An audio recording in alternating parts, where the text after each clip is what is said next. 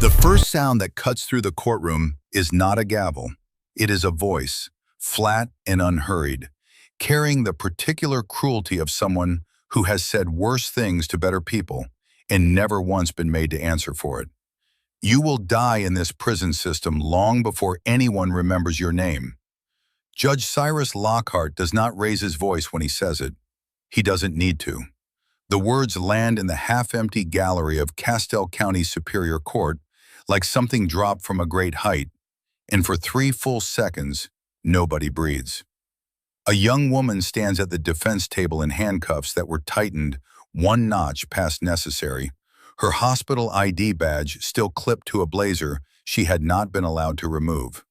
She does not flinch. She has learned, over 28 years, exactly which moments call for stillness.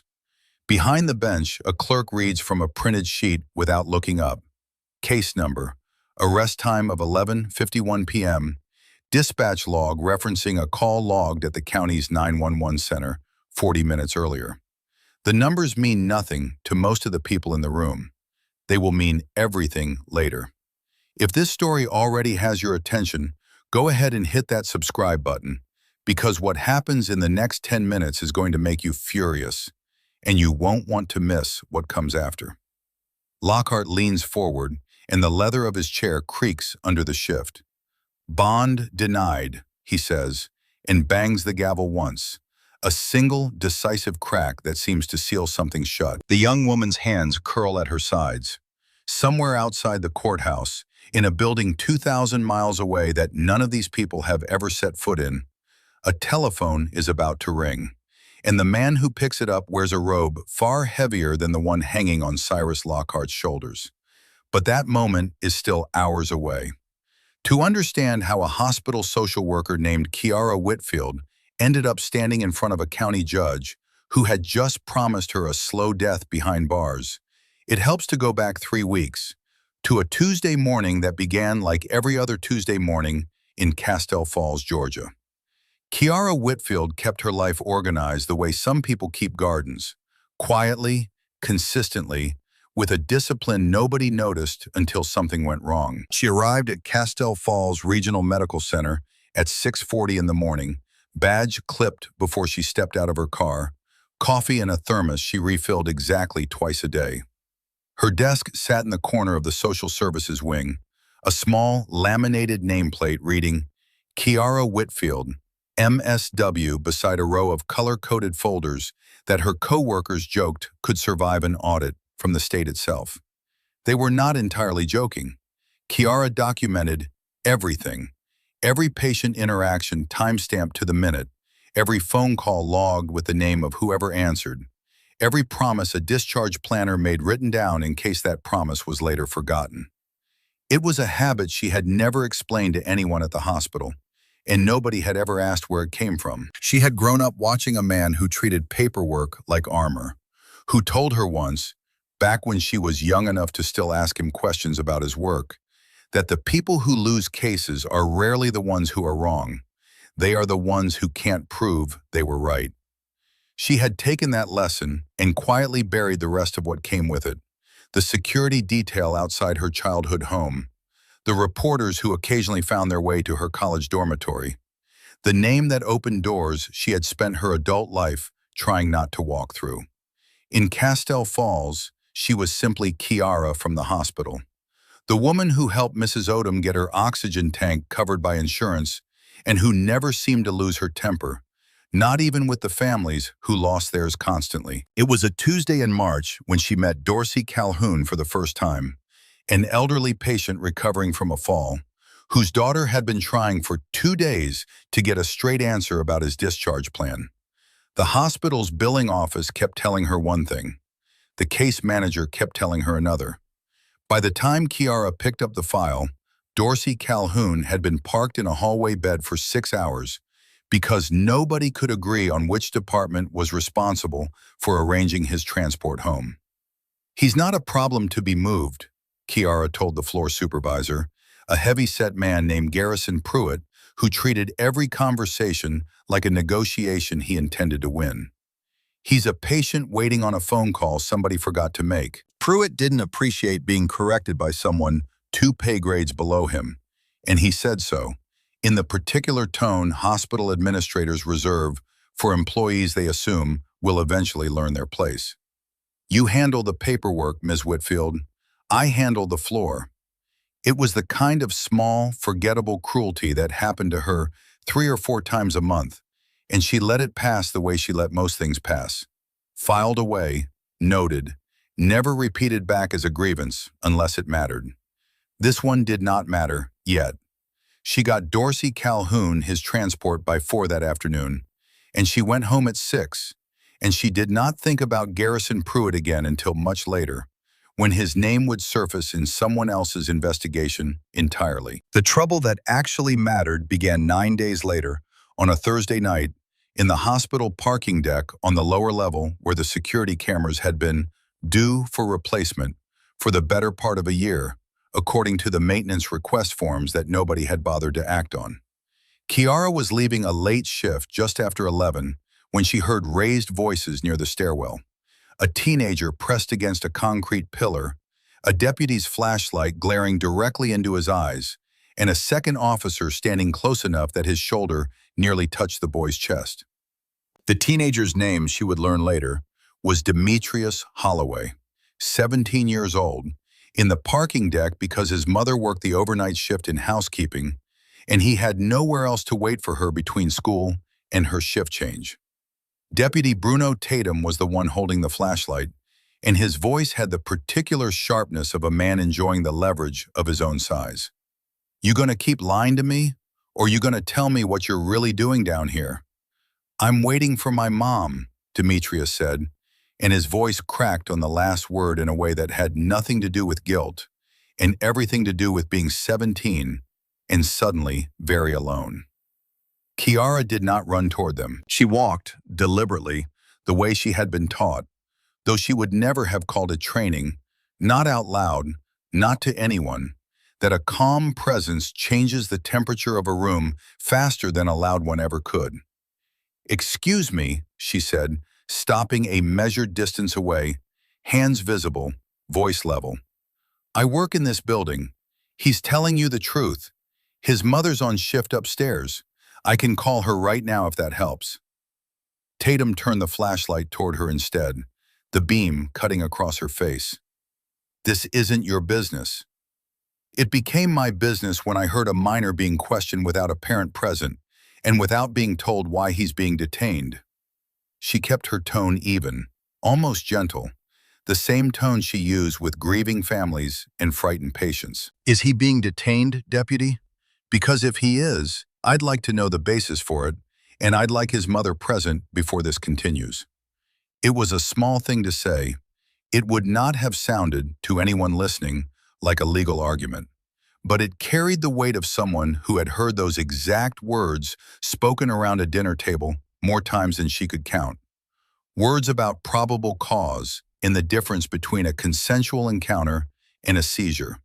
Words she had absorbed the way children absorb languages they don't know they're learning.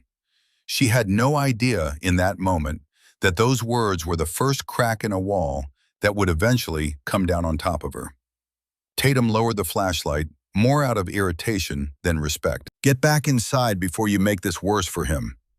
"I'm a mandated reporter and a hospital employee standing in a hospital parking deck," Kiara said.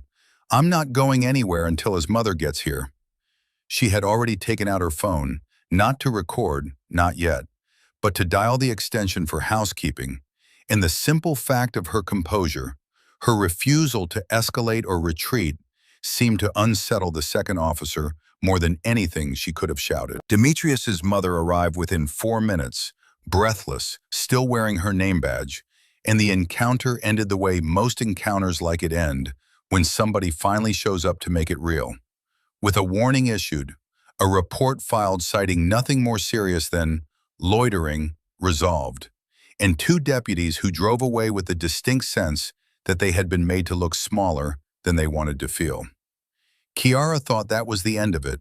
She wrote up an incident report that night before she left, the way she wrote up everything, careful and specific, names, badge numbers, the exact time she'd arrived, the exact words exchanged. She filed it with hospital administration the next morning and assumed, the way reasonable people assume reasonable things, that documenting a problem was the same as solving it. She was wrong, and the way she found out she was wrong began with a phone call from Garrison Pruitt 3 days later, asking her to come up to his office, his voice carrying a strange new formality that hadn't been there before. "There's been a complaint," Pruitt said, not quite meeting her eyes, "about your conduct in the parking deck Thursday night." "My conduct?" Kiara repeated. "I asked a deputy to wait for a minor's parent before continuing an interrogation. That's not misconduct, that's policy. The complaint says you interfered with an active investigation and made physical contact with an officer." The accusation was so far removed from what had actually happened that for a moment she simply stared at him, waiting for the rest of the sentence, the part where he told her it was a misunderstanding. It didn't come. "I didn't touch anyone," she said. "There's no contact to make contact with. I stood 6 feet away the entire time." "I'm just telling you what's in the report, Kiara." Pruitt slid a folder across his desk, unopened. "Sheriff's office filed it yesterday. Human Resources has to look into it. That's all I know." It was, of course, not all he knew, though it would take her weeks to understand how much he had chosen not to say. What she understood immediately, sitting in that office with the folder she wasn't permitted to open, was that something had shifted beneath her feet, the way ground sometimes shifts before anyone tells you there was ever a fault line there at all. The complaint against her had been filed by Officer Quentin Bracken, a deputy who had not even been present that night in the parking deck, whose name appeared on the report as a witness to an altercation that several actual witnesses, including 2 nurses who had walked past during the encounter, would later swear under oath had never occurred. Bracken's report described Kiara as having shoved Deputy Tatum and refused lawful commands. Language calibrated with precision, the kind of precision that comes from knowing exactly which words convert a misunderstanding into a misdemeanor and which words convert a misdemeanor into something heavier. Heather Sumner, who worked as a court administrator 2 floors above where Lockhart's courtroom would eventually decide Kiara's fate, heard about the complaint before Kiara herself had finished reading the Human Resources letter, placing her on unpaid administrative leave, pending review.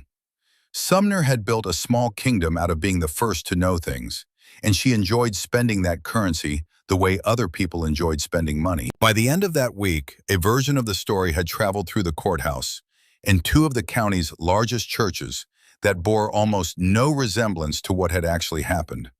A hospital employee who had attacked a deputy trying to protect a kid, a woman who thought the rules didn't apply to her, a name people who had never met Kiara Whitfield were now saying with a curled lip, as though they had personally witnessed something they had only heard secondhand from someone who had heard it from someone else. "She's one of those people," Sumner told a clerk in the break room, not bothering to lower her voice, "who thinks being polite gives her the right to tell a deputy how to do his job." It was a strange kind of violence, the kind that left no mark anyone could photograph, and Kiara felt its weight the following Monday when she returned to the hospital to retrieve personal items from her desk and found that 3 co-workers who had eaten lunch with her every week for 2 years suddenly had somewhere else to be. What none of them, not Pruitt, not Sumner, not even Bracken, who had built the entire false narrative with the careful confidence of a man who had done this kind of thing before and never once been caught, understood was that Kiara had not spent her unpaid leave sitting still. She had requested, through the proper channel, a copy of the original incident report Tatum filed that night, comparing it line by line against the one she had written. She had requested the parking deck's maintenance log, the one showing the cameras had been non-functional for 11 months, a detail the sheriff's office clearly hadn't expected anyone to bother checking. She had even, with the calm precision of someone who had been raised around depositions the way other children are raised around bedtime stories, requested the original 911 dispatch audio under the state's open records statute, citing the code section from memory without needing to look it up. "You don't need a lawyer to ask for that," the records clerk told her, surprised, sliding a form across the counter. "I know," Kiara said. "I just need the recording." It was a small moment, easy to miss, but it was the first thread of something the people around her would not understand until much later. A woman whose calm did not come from naivety, whose knowledge of process did not come from a law degree she had never pursued, but from a childhood spent at a kitchen table where due process wasn't an abstraction. It was simply how things were discussed, the way other families discussed sports scores or weather. The records request was still pending 2 weeks later when the second confrontation happened, the one that would end with Kiara Whitfield in handcuffs and Cyrus Lockhart's voice promising her a death sentence dressed up as a denial of bond. She had gone to the sheriff's substation that Thursday afternoon, not to confront anyone, only to follow up in person on the records request that kept being delayed by one excuse after another. Deputy Tatum was working the front desk when she arrived, and something about seeing her walk through that door, calm and unannounced, seemed to ignite whatever resentment had been simmering since the parking deck. "You've got some nerve showing up here," he said, standing before she'd even finished giving her name to the clerk. "I'm here about an open records request," Kiara said. "I have the confirmation number if that's easier." "What I think is easier," Tatum said, stepping around the desk, "is you turning around and walking back out before I have a reason to detain you for something worse than loitering this time." Quentin Bracken appeared from a back office at almost the exact moment Tatum said it, as though summoned, and the two of them positioned themselves the way men sometimes do when they've decided in advance how an encounter is going to end, regardless of what the other person says or does. Kiara did not raise her voice. She did not reach for her phone, not immediately, understanding with a clarity that surprised even her that pulling it out too soon might give them exactly the justification they were hunting for. "I haven't done anything that constitutes a basis for detention," she said. "I'd like to speak to a supervisor, and I'd like you to note for the record that I am not resisting, not raising my voice, and not making any physical movement toward either of you." "Noted," Bracken said, with a thin smile that suggested he found the formality of her words almost amusing. "Cuff her." What happened next took less than 90 seconds, though it would be replayed and redescribed for months afterward by people who had not been there to see it. Tatum reached for her arm first. That detail mattered later, because it meant he initiated the physical contact, a fact two waiting room witnesses with their phones already raised would confirm independently. Kiara did not pull away violently. She turned her shoulder, the way a person turns to keep their balance rather than to fight, and said, clearly enough for the recording one of the witnesses had already started, "I am not resisting. You are initiating contact without cause." It made no difference. The handcuffs went on tight enough to leave marks that would still be visible 3 days later. Bracken's report, filed that evening, would describe her as having actively resisted and attempted to flee, neither of which matched the footage two separate cell owners had captured from two separate angles, footage that existed now in places neither Tatum nor Bracken yet knew to worry about. She was booked that night on charges of obstruction under Georgia law, the kind of charge built less on evidence than on the assumption that nobody questions a deputy's word over a defendant's, and held without bond review until the following morning, when she was finally brought before Judge Cyrus Lockhart for what should have been a routine bail determination under the standard the state required, weighing flight risk, danger to the community, ties to the area, and instead became something else entirely. Lockhart had presided over Castell County's courtroom for 19 years, long enough to develop the particular comfort of a man who had never once been told no by anyone with the authority to make it stick. He looked over the charging documents with the bored efficiency of someone reading a grocery list. And when the public defender, a young, overworked attorney named Theo Granby, who had met Kiara for the first time 11 minutes earlier in a holding cell, attempted to argue for reasonable bond given her lack of any prior record. Lockhart cut him off without looking up. "Felony obstruction, assault on a peace officer," Lockhart said. "I'm not in the habit of releasing people charged with attacking my deputies back into this community to do it again." "Your Honor, the charge of assault doesn't appear anywhere in the booking sheet," Granby said. "The complaint references obstruction under Code Section 16-1024. There's no assault charge listed." "Then we'll let the district attorney sort out the paperwork," Lockhart said, in a tone that made clear the correction had irritated rather than informed him. He looked for the first time directly at Kiara, and something in his expression shifted into the particular contempt reserved for people he had already decided were beneath the courtesy of doubt. "Bond denied," he said, and it was here, in this moment, not in some imagined courtroom drama, but in this small, fluorescent-lit room with a clerk shuffling papers and a bailiff checking his watch, that he added the words that would follow him for the rest of his career. "You will die in this prison system long before anyone remembers your name." Granby opened his mouth to object, to point out that the comment had no place in a bond hearing, that it sounded less like a judicial ruling than a threat designed to extract a guilty plea before discovery had even begun. But the gavel had already come down, and the bailiff was already moving toward Kiara, with the particular efficiency of a man eager to be done with his shift. She did not cry. She did not argue. She walked, when instructed, toward the side door that led back to holding, and it was only when she reached the small concrete room with its single wall-mounted phone that something in her chest finally allowed itself to feel the full weight of what had just happened. She was permitted one call. The guard nearby studied his shoes, uncomfortable in the particular way of someone who suspected, without being able to articulate why, that the woman in front of him did not belong in the situation she had been placed in. Kiara picked up the receiver. Her fingers, steady through everything else, hesitated for just a moment over the keypad before she dialed a number she had memorized as a child and rarely used as an adult. A number that connected not to a lawyer, not to a friend, but to a private line in a federal building hundreds of miles away, where a man was about to learn, for the first time in 19 years of watching his daughter build a quiet, careful, anonymous life, exactly where that anonymity had finally run out. The phone rang twice. On the other end, a voice answered that the people of Castell County had never heard and would not hear for several more days.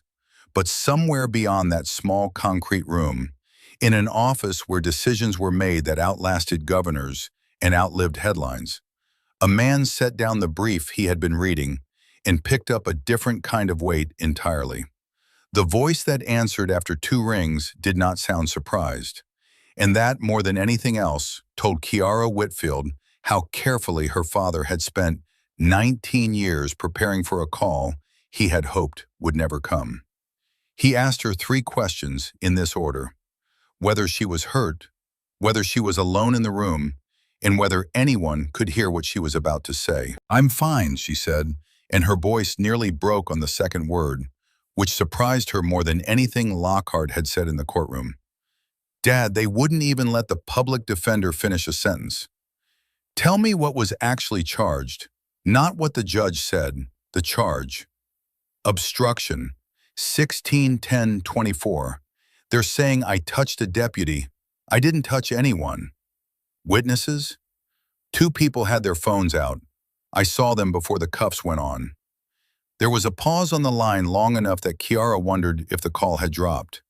When he spoke again, his voice had settled into something steadier, the particular calm she remembered from nights he had stayed up reviewing briefs at the kitchen table while she did her own homework across from him. "Do not say anything else to anyone tonight, not to a guard, not to a clerk, not to anyone who tells you it would help to explain yourself. Can you do that?" "Yes. I love you. Someone will be there in the morning." When he answered all 3 of his own opening questions to himself, he did not raise his voice the way Lockhart had, and he did not lower it the way men sometimes do when they want a moment to feel heavier than it is. He simply said that he would handle it, and that she should not say another word to anyone until someone he trusted was standing beside her. She believed him, the way she had believed him as a child when he told her that paperwork was armor, that the people who lose cases are rarely the ones who are wrong, only the ones who cannot prove it. What she did not yet fully understand, sitting on a metal bench with her wrists still marked from handcuffs tightened past necessary, was how narrow the path actually was for a man in his position. A sitting Associate Justice of the United States Supreme Court could not call a county judge in Georgia and ask him to reconsider a bond ruling. He could not call the sheriff. He could not call the district attorney. He could not do any of the things a desperate father's instincts might demand, because the same separation of powers he had spent 3 decades interpreting from the bench would collapse into something indefensible the moment he tried to bend it for his own daughter. So instead, in the hour after that phone call ended, Solomon Pierce did the only things available to a man bound by the very system he served. He called a friend from law school who still practiced criminal defense out of Atlanta, a woman named Hazel Brennan, who had built her career on cases nobody else wanted. And he asked her to take this one the way a stranger would have asked, without using his own name, without explaining why he was the one calling at 11 at night about a hospital social worker in a county neither of them had ever discussed before. Then he called the supervisor of his protective detail, not to interfere with anything happening in Castell County, but because federal protocol required that any threat or unusual incident involving an immediate family member of a protected official be logged, and because 2 deputy marshals would, as a matter of routine procedure rather than favoritism, be present near the courthouse simply to observe. It was the second call that would, 3 days later, set off a chain of questions nobody in Castell Falls knew how to stop asking. Kiara spent that first night in a cell that smelled like bleach poured over something the bleach had never quite managed to erase. She did not cry, though she allowed herself, once the lights along the corridor dimmed to their overnight setting, to sit with the particular exhaustion of a day spent being underestimated by every person who had crossed her path. She thought, lying on a thin mattress that had clearly hosted more bodies than it was built for, about a kitchen table from her childhood, about her father reviewing a brief late into the night while she sat across from him doing homework, about the way he had once told her, almost offhandedly, that the law protected people in direct proportion to how carefully those people had documented what happened to them. She had not understood, at 11 years old, why that sentence mattered. She understood it now with a clarity that felt almost physical, lying in a cell that existed specifically because somebody had decided her word alone was not enough. Hazel Brennan arrived at the county jail just after 9 the following morning, having driven through the night from Atlanta, carrying a leather bag that looked like it had survived more courtrooms than most of the attorneys in Castell County combined. She introduced herself to Kiara through the visitation glass with the brisk efficiency of someone who had already read every document she could pull electronically before sunrise. The booking sheet, the original incident report from the parking deck, and the obstruction charge filed under Georgia Code Section 161024. She did not ask Kiara if she was innocent. She asked her instead to describe exactly what happened, in order, without skipping anything that felt embarrassing or small, because small details were usually where prosecutors hid the truth they did not want found. "He reached for my arm first," Kiara said. "I turned. I did not pull away from him. I turned my shoulder to keep my balance. I told them both, out loud, that I was not resisting." Was anyone recording? 2 people in the waiting area had their phones out. I saw them before the cuffs went on. Aside wrote that down with the particular satisfaction of a lawyer who had just been handed something the prosecution did not yet know existed. Under Georgia Code 1761, bond decisions are supposed to weigh flight risk, danger to the community, and ties to the area, she said almost to herself, flipping back through the booking documents. Nothing in this file addresses any of those 3 things. It just addresses what the judge decided you were before he had any of the facts. "He told me I'd die in there," Kiara said. Before any of that, before the public defender even got through his first sentence. "I know," Brennan said. "I read the transcript on the way down. That comment alone is its own problem, separate from your charge entirely. We are going to use both." It took less than 2 days to find the witnesses. The first, a retired school teacher named Sherry Pollard, who had been waiting at the substation that afternoon to file an unrelated property dispute, had captured nearly 40 seconds of footage on her phone, beginning the moment Tatum's hand closed around Kiara's arm, and ending only when a second deputy stepped directly in front of her lens. Brennan drove out to her home personally, rather than risk a phone call that might later be challenged as unreliable, and sat at Pollard's kitchen table watching the video twice, asking her to confirm, on the record, the exact timestamp the phone had logged automatically, 11 minutes past 2 in the afternoon, and the names she had heard spoken aloud during the encounter. "I heard her say she wasn't resisting," Pollard said. "Said it twice, clear as anything. The young deputy, the one who looked like he wanted to disappear into the wall, he never got near her. The other one had her arm before she'd even finished her sentence." The second witness, a delivery driver who asked that his name be kept out of any filing for fear of retaliation, had captured the encounter from a different angle entirely, one that showed Bracken standing several feet away during the entire exchange, never once approaching close enough to have made contact, directly contradicting the central claim in his own incident report, the one that described Kiara as having shoved him before he ordered her cuffed. He met Brennan in the parking lot of a gas station 2 counties over, engine running, clearly uneasy about being seen anywhere near the conversation. "I don't want trouble with these guys," he told her, glancing once toward the road. "I deliver out here every week. I see them around."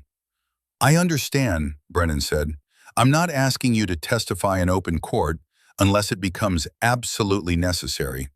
I'm asking if I can use the footage and describe what's on it. Your name doesn't have to be attached." He thought about it for a long moment, watching a truck pass on the highway behind her. She didn't do anything to him. He wasn't even close enough to touch. "That's what the video shows." "Then use it," he said, and handed his phone across without another word, watching with visible relief as she finished the transfer and gave it back.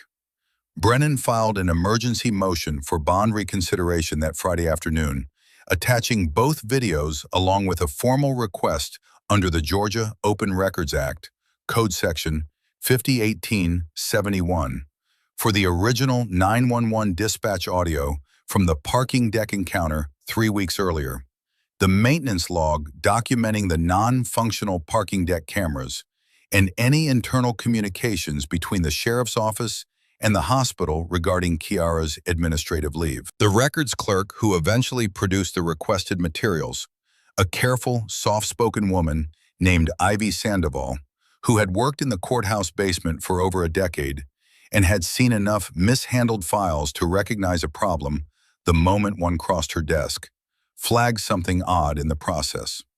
The 911 dispatch audio from the parking deck incident had been logged under a call number that did not match the timestamp listed in Tatum's original report, a 4-minute discrepancy that meant either the call had come in earlier than anyone admitted, or the report itself had been quietly altered afterward to make Kiara's arrival look more confrontational than the actual sequence of events ever supported. None of this reached a courtroom yet. It simply sat, accumulating, the way evidence does before someone with the authority to act on it finally looks at all of it together. What did reach the courthouse almost immediately was a different kind of attention, the kind that arrived not through a filing cabinet, but through 2 men in plain dark suits who began appearing near the courthouse steps each morning, polite, watchful, and entirely unwilling to explain themselves to anyone who asked.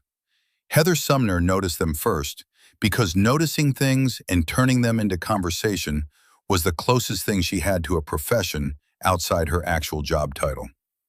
"You know who those 2 are?" she asked a younger clerk in the break room, nodding toward the window. "Been here 3 mornings straight. Don't talk to anybody. Just watch. Maybe it's about the obstruction case, the clerk said. The social worker. Maybe, Sumner said, though something in her voice had already lost its usual certainty. The deputies assigned to escort detainees between holding and the courtroom noticed it too. The particular formality that crept into how the two men addressed Kiara on the one occasion they crossed paths in the hallway. A brief nod and a quiet acknowledgement by name that carried none of the casual disrespect she had grown used to from the sheriff's office. It was such a small moment that almost nobody who witnessed it understood its significance, except for one person, a young court reporter named Tabitha Quint, who had grown up in a household where her own father had once worked courthouse security and had taught her, almost as a party trick, how to recognize the particular bearing of federal officers from across a room. The way they stood, the way their eyes never quite stopped moving, even while their faces stayed perfectly still. She did not say anything to anyone that day. She simply filed the observation away, the way people do with details that do not fit the story they have already been told. The story that did not fit anything began to come apart entirely on the following Tuesday, when Fletcher Combs, a reporter for the regional paper who had covered Castell County courthouse business for nearly a decade, with the tired persistence of a man who knew most of what happened there, would never make the front page, pulled the case file for an unrelated story about courthouse backlog and noticed Kiara's name attached to an emergency motion he had not seen reported anywhere. Curious more out of habit than instinct, he requested the full motion, and buried on the third page, in the section addressing community ties and flight risk under the bail factors required by Code Section 1761, was a single line listing her father's name and current occupation, included by Brennan not as a dramatic reveal, but as standard legal practice, proof of deep, stable family ties being among the most basic arguments against the idea that a defendant might flee the jurisdiction. Combs read the line twice before he understood what he was looking at. He thought, almost immediately, of an offhand comment a court reporter named Tabitha Quint had mentioned to him weeks earlier in the courthouse cafeteria. Something about two men near the steps who carried themselves like federal security rather than anything local.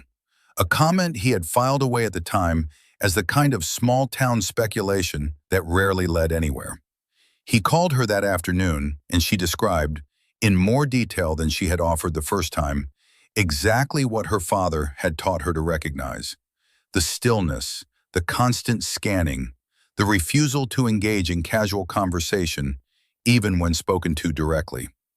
It was not proof of anything by itself, but it was enough to push his curiosity past the point of letting the line on page 3 sit unexamined. He made 2 phone calls, the first to a contact at a federal courthouse press office to confirm what seemed almost too unlikely to print without verification, and the second to his editor, who told him, in the particular tone editors use when they sense a story about to become larger than their newsroom, to confirm everything twice and then confirm it again. By Thursday morning, the confirmation had come back clean, careful, and entirely real, and the story was no longer contained to a courthouse hallway. It ran under a headline describing a county judge's threat against the daughter of a sitting Supreme Court justice, and within hours it had been picked up by 2 larger outlets, then a cable segment, then enough independent commentary online that Castell Falls, a town most of the country had never heard of, became for several days impossible to avoid. Cyrus Lockhart learned about it the way most people in his position eventually learn about the worst moments of their careers. Not from a phone call delivering careful, considered news, but from a clerk bursting into his chambers, holding a tablet with the article already loaded, her face pale in a way that told him everything before she said a single word. "Your Honor," she said, "you need to see this." He read it standing, which meant he was still standing when he reached the paragraph, quoting his own words back to him, printed exactly as he had spoken them, with no room left for the kind of softening he might have managed if anyone had given him the chance to explain himself first. He set the tablet down on his desk with a hand that was no longer entirely steady. The sheriff, a heavy-set man named Refster Quaid, who had spent the better part of his career avoiding controversy by simply not asking too many questions of the deputies under his command, received his own version of the news in a phone call from the county commissioner's office that lasted less than 90 seconds and left him sitting at his desk for several minutes afterward without moving. When he finally did move, it was to call Bruno Tatum and Quentin Bracken into his office together, then separately questioning each man about the parking deck encounter and the substation arrest, and discovering, with a sinking certainty that had nothing to do with surprise, that their accounts of the same 90 seconds did not match each other in 3 separate places. "You told me she shoved you," Quaid said to Tatum. "She did." "There's video, Bruno. 2 angles. Neither one shows that." "Video doesn't always show everything." "It shows enough," Quaid said, and reached for the radio on his desk, not because he had decided yet what to do, but because the weight of deciding had suddenly become heavier than he was prepared to carry alone. Heather Sumner's small kingdom collapsed in roughly the same span of time it had taken her to build it. The version of events she had repeated through the courthouse for weeks, the woman who attacked a deputy trying to protect a child, the woman who thought the rules did not apply to her, had been built entirely on secondhand certainty, and once 2 separate videos circulated showing the opposite of what she had insisted happen, the same co-workers who had once gathered around her break room commentary began finding reasons to keep their distance instead. Nobody filed a formal complaint against her, because spreading a rumor was not, in any legal sense, a disciplinary offense. But the court administrator, who had once known everything before anyone else found herself, in the weeks following the article, learning most things last, excluded quietly from conversations she would once have dominated. A punishment with no paperwork attached and no hearing scheduled, the kind the people around her simply administered themselves. The assistant district attorney who appeared at every hearing connected to the case, a careful, ambitious man named Edwin Marsh, who had built his early reputation on knowing precisely which technical language converted a misdemeanor into something that carried real weight, had been the one who originally recommended charging the parking deck encounter and the substation arrest as a single pattern of obstruction rather than 2 unrelated incidents, a strategy designed less to reflect what had actually happened than to make any defense more difficult to mount in the time available. It was Marsh who had advised, weeks earlier and off the record, that framing the charge as obstruction rather than the lesser offense it more plausibly resembled would discourage Kiara from contesting it at all. He had not anticipated 2 independent witnesses with working phones, and he had certainly not anticipated a 4-minute gap in dispatch audio that no clerical explanation could fully account for. The bond reconsideration hearing was moved up to the following Monday, presided over not by Lockhart, who had voluntarily stepped aside the moment the commission's interim review became public, but by a visiting judge brought in from an adjoining circuit, a measured, soft-spoken woman named Erica Voss, who had spent the better part of her career on the federal magistrate side before returning to state work, and who read every page of the motion twice before the gallery had even finished filling. The courtroom that morning held more people than it had in years. Reporters wedged into the back rows, the 2 marshals standing near the rear exit with the same unreadable patience they had maintained outside for over a week, and Kiara seated beside Brennan in a borrowed blazer, her wrists finally free of the marks that had taken nearly 10 days to fade. Brennan opened by introducing the 2 video recordings, each authenticated through the witness who had captured it, Sherry Pollard confirming under oath the exact device, the automatic timestamp of 11 minutes past 2 in the afternoon, and the unedited chain of custody from her phone to a forensic technician's office to the court file itself. Edwin Marsh, visibly uncomfortable with the size of the gallery watching him, attempted an objection. "Objection. Foundation. Overruled," Judge Voss said, without looking up from the transcript in front of her. "The witness has already established personal knowledge and an unbroken chain of custody. Continue, counselor." Brennan moved next to the maintenance log, documenting the parking deck cameras as non-functional for 11 months, entering it as a separate exhibit and noting for the record that the original incident report from that encounter contained no mention of the malfunction, despite the deputies involved having full knowledge of it at the time they filed their account. Objection, Marsh said again. Relevance. The parking deck incident isn't the charge before this court. It is relevant to the credibility of the officers whose reports form the entire basis of the charge that is before this court, Brennan replied. Both incidents involved the same two deputies, filed within 3 weeks of each other, and both contain factual claims that available evidence does not support. I'll allow it, Judge Voss said, noted for weight, not necessarily for the underlying charge itself. Proceed. Brennan continued, walking the court through the 4-minute discrepancy in the dispatch audio, reading the call log number aloud alongside the timestamp recorded in Tatum's original report, and noting, carefully, without editorializing beyond what the documents themselves supported, that the gap meant one of two things, either of which raised serious questions about the reliability of the report the original obstruction charge had been built upon. When Marsh rose again to argue that the discrepancy might simply reflect a clerical delay in dispatch logging, Brennan did not raise her voice. That is possible, she said. It is also possible the timestamp was altered after the fact to support a narrative that two independent video recordings do not corroborate. Either explanation is troubling enough to warrant the bond reconsideration this motion requests. Judge Voss took less than 15 minutes to rule. She did not dismiss the underlying charge, noting from the bench that such a decision belonged to the district attorney's office and not to a bond hearing.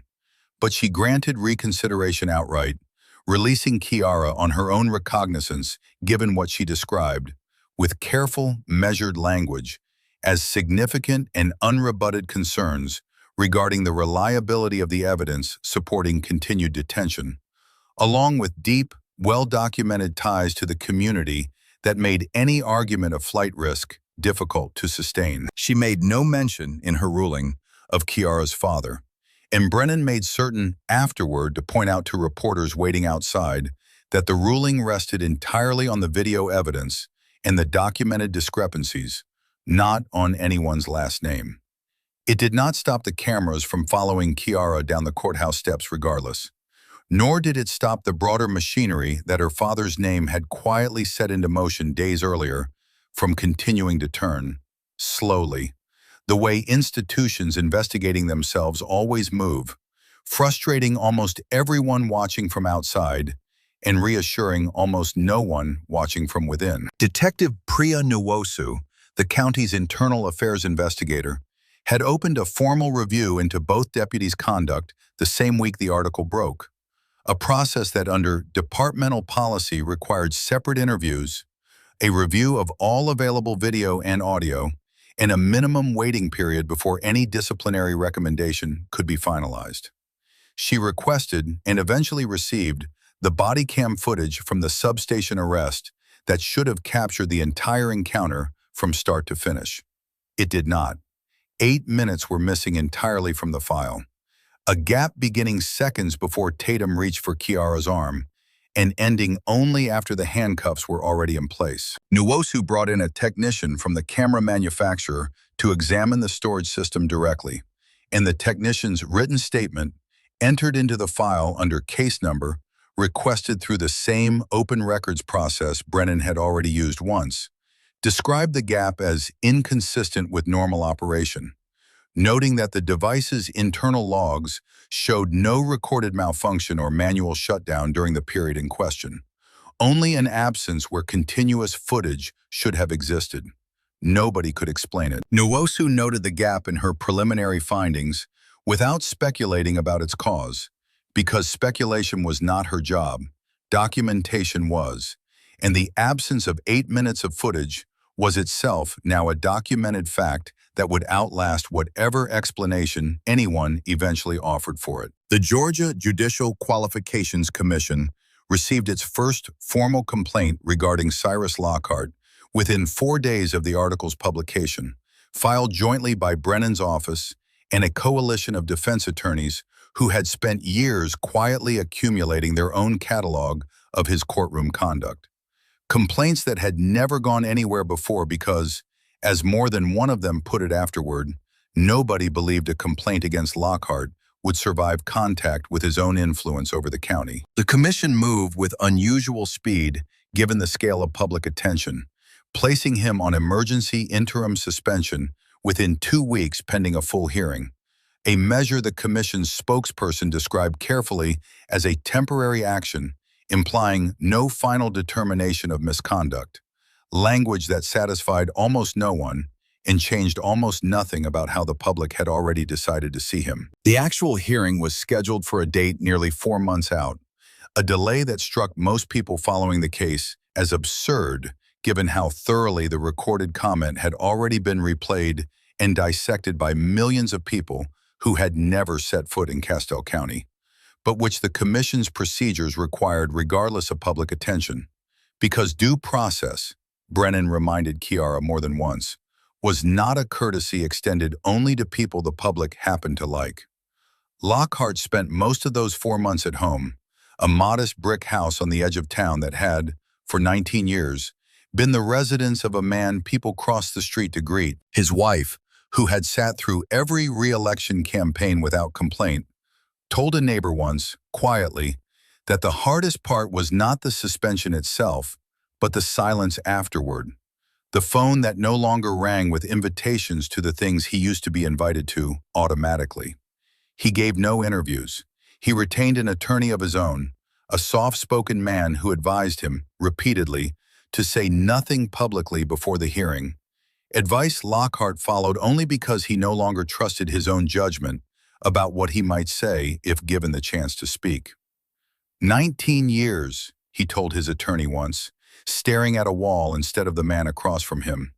Nobody remembers the other 19 years. They remember 11 seconds. They remember 11 seconds because 11 seconds were recorded, his attorney said. The other 19 years were never on tape. That isn't unfair. That's just how memory works now.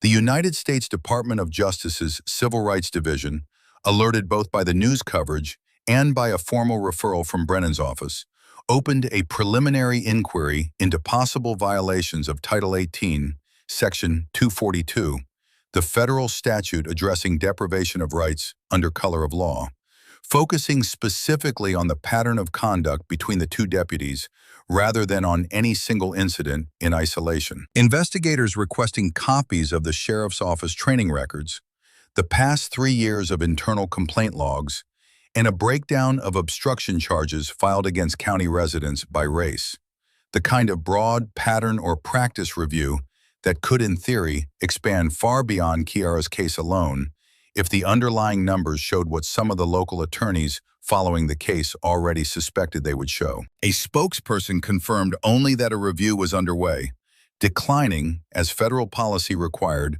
to speculate about outcomes or timelines.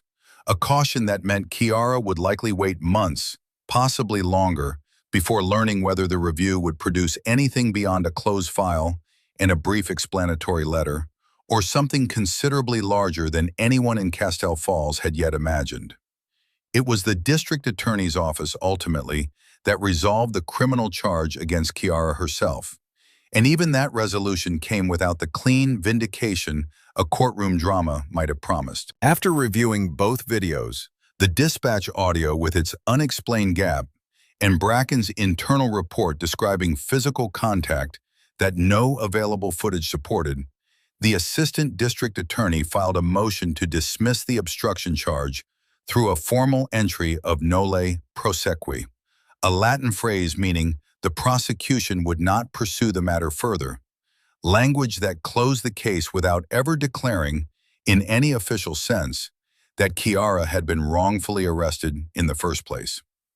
It is the most realistic outcome available, Brennan told her, sitting across from her in a small conference room the afternoon the filing came through. The system rarely admits fault outright. It simply stops pursuing the thing it can no longer defend, and leaves the rest of us to argue about it everywhere except inside a courtroom. So nobody ever has to say, I didn't do anything wrong. Not officially, Brennan said, but the footage exists. The dispatch gap exists. The dismissal exists. Anyone who looks will find all three. That is not nothing. Before she drove back to Atlanta for the last time, Brennan stopped by the hospital to return a folder of originals Kiara had asked her to keep copies of. Most of my clients want this to feel like winning, she said, handing it over. I learned a long time ago not to promise that feeling, because it rarely shows up the way people expect. What you got is closer to the truth catching up than to justice arriving. It's not the same thing. It's still worth having. I'll take it, Kiara said. Most people would, Brennan said, and meant it as a compliment.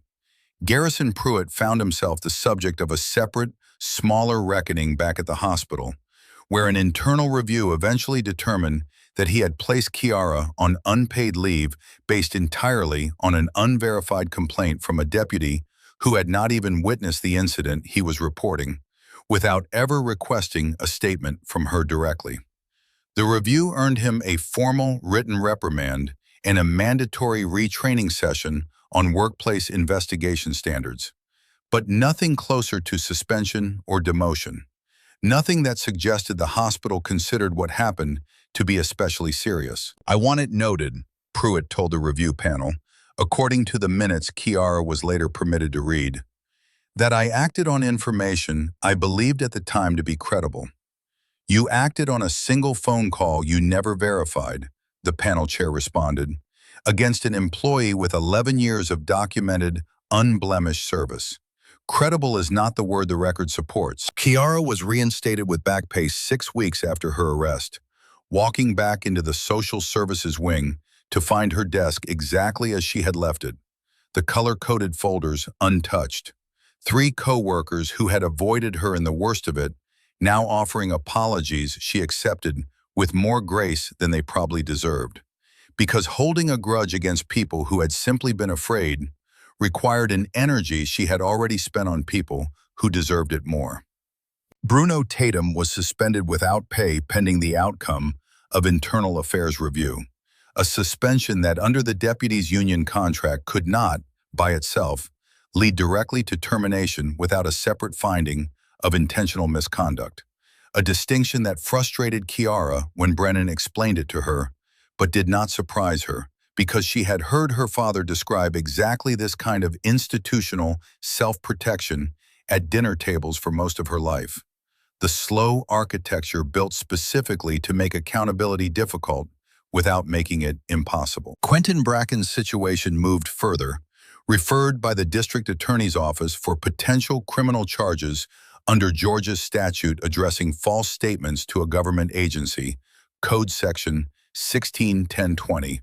A referral that would require its own grand jury review, its own timeline measured in months rather than days, and no guarantee of an indictment at the end of it.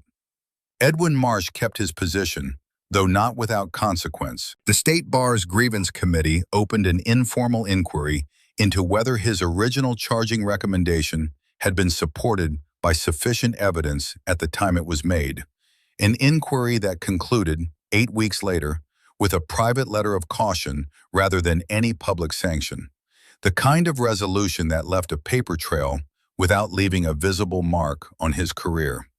He was quietly reassigned away from cases involving the sheriff's office for the remainder of the year, a reassignment the district attorney described to colleagues only as a scheduling adjustment. The county commission held an open meeting 2 weeks after the article broke, packed beyond its usual capacity with residents who had never before attended a single session of local government. Sheriff Quaid stood at the podium and answered questions for nearly 2 hours, his answers careful, his commitments vaguer than most of the room wanted to hear. A body cam equipment review, he announced, would begin within the quarter. A new policy requiring 2 independent supervisory signatures on any obstruction charge involving a county employee would be drafted, though he could not yet say when it would take effect. A woman near the back, identifying herself only as a longtime resident, asked the question that drew the loudest applause of the night. How many other reports have you got sitting in a drawer that don't have a famous father attached to make anybody look twice? Quay did not have an answer ready for that one, and the silence that followed lasted long enough that several people in the room understood it as an answer in itself. Solomon Pierce did not attend any hearing connected to his daughter's case, a decision he made deliberately and explained to her only once, on the evening she finally saw him in person for the first time since the arrest, in a quiet hotel room outside Castell Falls, where two marshals waited politely in the hallway, and neither of them spoke immediately about the part of the story that had already been written by everyone else. "I wanted to call him," he admitted, his voice carrying none of the formal weight people expected from him on television, only the plain tiredness of a father who had spent 3 weeks unable to do the one thing every instinct in him had been screaming to do. "The judge. I wanted to call him myself and tell him exactly what I thought of what he said to you." "Why didn't you?" "Because the moment I did, this stops being about what he did to you," he said. "It becomes about what I did to him, and then nobody learns anything." Kiara sat with that for a long moment, turning it over the way she turned over most things, slowly, without urgency, looking for the part that did not quite fit. "People are going to say I only got out because of who you are." "Some will," he said. "They were always going to say that the moment they learned my name. The footage existed before they knew. The dispatch gap existed before they knew. The 8 missing minutes existed before any of this reached a newspaper. My name did not create the evidence. It only made people look at it faster than they would have otherwise." "That's not a perfect answer." "No," he agreed, "it isn't. The honest version is that a hospital social worker with the same evidence and a different last name might still be sitting in that cell tonight, waiting for someone to care enough to look. I cannot fix that by being your father. I can only tell you the truth about it." She was quiet for a while, turning her coffee cup slowly on the small table between them. "Do you ever wonder why I kept Mom's name instead of yours?" "I've wondered," he said. "I never asked because I assumed I already knew the answer and didn't want to make you say it out loud." "Say it anyway. What do you think the answer is?" "That you wanted one place in your life where people judged you for what you actually did instead of what I do." He let that sit for a moment before continuing. "I was proud of you for it, even when it meant going years without people knowing how close we actually are. I never wanted you carrying my name like a shield you didn't earn." "It stopped being my choice the moment that motion got filed," she said. "Now everyone in that town knows exactly whose daughter I am. I don't know yet if that helped me or just changed what kind of attention I'm getting." "Probably both," he said. "It usually is." She looked at him for a long moment, the particular look she had given him as a child whenever he explained something that sounded true but did not yet feel comfortable. "I'm not moving away from Castell Falls. People keep suggesting it like it's obvious. It isn't obvious to me." "I wouldn't ask you to," he said. "I'd worry about you. I'd want the marshals there longer than they probably will be, but I would never ask you to leave a life you built just because it became visible." It was not a comfortable thing to sit with, and Kiara found herself thinking, more than once in the weeks that followed, about Demetrius Holloway, the 17-year-old whose entire encounter with Tatum's flashlight in a parking deck had started all of this, and whose name had appeared in almost none of the national coverage that followed, because his mother had quietly declined every interview request she received, preferring to keep her son out of a spotlight that had already cost their family enough sleepless nights without adding cameras to it. Kiara made a point, once she was reinstated, of driving out to their home directly, not for a statement, not for anything that would end up in an article, but because she had told them once that she would not leave until someone showed up to make things right. Demetrius answered the door himself, taller than she remembered from the parking deck, visibly uncertain about why she had come. "You didn't have to," he said after she explained. "I know," she said. "I wanted to anyway. You all right?" He shrugged, the particular shrug of a teenager deciding how much truth a stranger deserved. "Mama says it's over now." doesn't always feel over. It isn't, not all the way, Kiara said, but it's better than it was. That's usually as much as anybody gets at first. His mother appeared behind him in the doorway, drying her hands on a dish towel, recognizing Kiara from the brief description Demetrius had given her weeks earlier. "You're the one from the hospital, the one who wouldn't leave that night." "That's me. I read everything they wrote about you," she said. "Never once thought to call and say thank you. Didn't know if it would mean anything, coming from us." "It means plenty," Kiara said. "More than the ones who put it in a headline ever will." The two marshals who had spent weeks near the courthouse steps were reassigned back to their regular rotation not long after the nolle prosequi filing closed. Kiara's own case, their presence reduced first to occasional drive-bys, and then eventually to nothing at all. A withdrawal that arrived with no formal announcement, the same quiet logistics that had brought them in the first place. The younger of the two, a man who had never once acknowledged her by more than a nod in the hallway, stopped by the hospital on his last day in the area, ostensibly to confirm an address for his final paperwork, though Kiara suspected it was simply a courtesy he had decided to extend on his own. "For what it's worth," he said, standing just inside the social services wing with his hands in his coat pockets, "most of what we do is paperwork nobody ever sees. This was one of the rare ones where the paperwork actually mattered to somebody." "Thank you for not making it about who my father is," she said. "That was never the job," he said. "The job was just making sure nothing happened to you that didn't have to. Looks like the town mostly did that part to itself anyway." Pastor Susanna Reyes, who ran a small community outreach program 2 blocks from the hospital, offered Kiara something during that period that none of the lawyers, none of the journalists, and none of the federal officials quietly monitoring the case from a distance had thought to offer, which was simply a quiet room and an open door whenever the noise outside became too loud to sit with alone. She did not ask Kiara to explain anything, did not push her to discuss her father, did not frame the experience as a lesson or a sign of anything larger than what it plainly was. One woman who had been treated cruelly by people with power and who had survived it through documentation, patience, and a stubborn refusal to disappear quietly the way she had been told to. "The hardest part," Kiara told her once, sitting in that small back room with a cup of coffee going cold between her hands, "isn't that he said it. People say cruel things under pressure. The hardest part is that he meant it as a kindness to himself. He thought saying it would make me disappear faster, make the whole problem easier to manage. He never once considered that I might still be standing here saying it back to him months later." On a Sunday afternoon not long after that conversation, Kiara drove to the hospital on a day she was not scheduled to work, parked in her usual spot, and walked down to the lower level of the parking deck for the first time since the night Demetrius Holloway had been pinned against a concrete pillar under a flashlight beam. The deck was empty except for a handful of cars belonging to weekend staff.